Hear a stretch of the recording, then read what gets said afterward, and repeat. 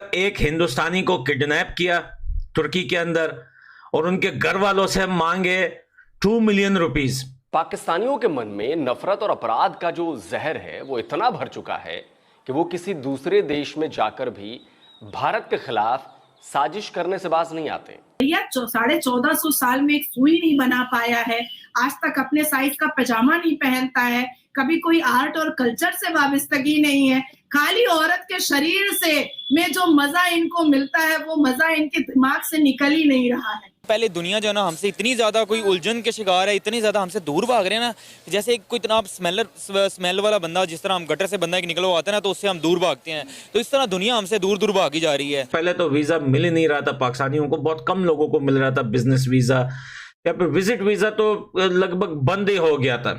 मुसलमान मर्दों का कोई भी बर्दाश्त करने के लिए अब तैयार नहीं है और करना भी नहीं चाहिए। पाकिस्तानी जहां रहेंगे वहां कांड करेंगे, जहां रहेंगे वहीं कुछ ऐसा करेंगे कि खुद ही जूते खाएंगे ही अपने मुल्क को भी गाली सुनवाएंगे। एक कुत्ते ने इन्वेस्टमेंट नहीं करी पाकिस्तान में, एक कुत्ते ने, नाम इतना जीभ 9 गज की है इन लोगों की। पहले तो ये कहा जा रहा था कि नीता अंबानी की सारी पाकिस्तान की पूरी जीडीपी पे भारी है। नेशनल लेवल पे पहले हम एक दूसरे को फ्रॉडिया कहते थे, दुनिया जो है ना हमारा तमाशा देखती थी, तो ये तो है ही आपस में चोर ये वो, लेकिन अब हम इंटरनेशनली खुद को प्रूव कर रहे हैं कि भाई हम लोग हैं ही ऐसे, हम लोग फ्रॉडिये हैं, हम लोग चोर हैं, हम लोग धोखेबाज हैं।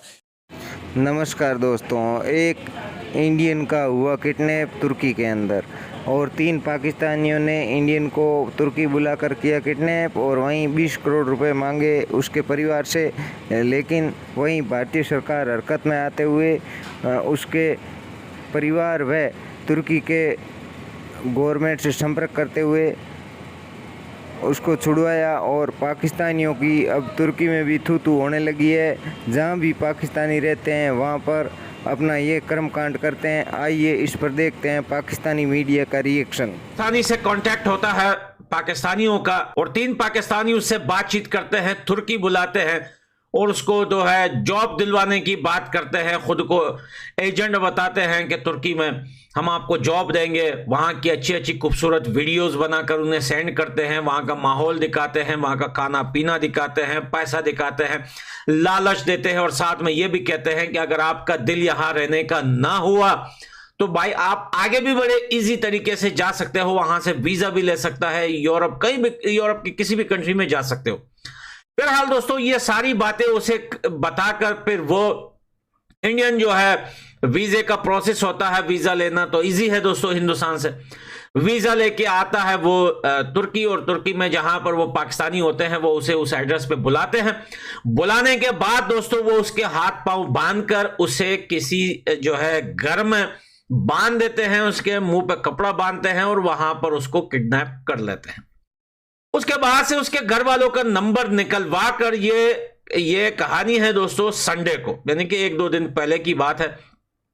फिर वो उनके घर वालों से कांटेक्ट करते हैं और कहते हैं कि आपका बेटा हमारे कब्जे में है और हमें चाहिए 2 मिलियन रुपीस हिंदुस्तान के, अगर वो पैसे नहीं मिले तो हम आपके बेटे को जिंदा नहीं छोड़ेंगे। उसके बाद से दोस्तों जो उनके घर वाले होते हैं उनके थोड़े जान पहचान वाले भी होते हैं हिंदुस्तान की सरकार में, वो उनसे राब्ता करते हैं, कांटेक्ट करते हैं, वहां से फोन आता है तुर्की को, तो तुर्की के इंटेलिजेंस को जो है खबर किया जाता है। वहां की पुलिस इंटेलिजेंस जब नंबर ट्रेस करती है, जब पता लगाती है तो फाइनली जाकर उनको वो घर मिल जाता है जहां पर उन्होंने उनको उस हिंदुस्तानी को बांध के रखा होता है और तीनों पाकिस्तानी जो है लास्ट में जाकर पकड़े जाते हैं। जी हाँ दोस्तों, कल की न्यूज़ है कि तीनों पाकिस्तानी पकड़े गए हैं और साथ में वहां की सरकार जो है वो उनकी एक न्यूज़ देखी है, तुर्की की सरकार बता रही है कि अब जो है वीज़ा पाकिस्तानियों को भी लेना मुश्किल हो जाएगा। देखें पहले तो वीज़ा मिल ही नहीं रहा था पाकिस्तानियों को, बहुत कम लोगों को मिल रहा था बिजनेस वीज़ा या फिर विजिट वीज़ा तो लगभग बंद ही हो गया था।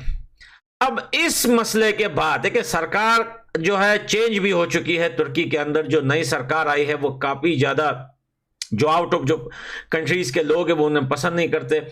तो भाई फाइनली जो है इस वीडियो के बनाने का मकसद इतना है कि भाई आपको दुनिया में कोई और नहीं मिला था कि आप पाकिस्तानी के कहने पे वहां पे जा रहे हो, पाकिस्तानी आपको जॉब दिलवाएगा, वो आपकी हेल्प करेगा।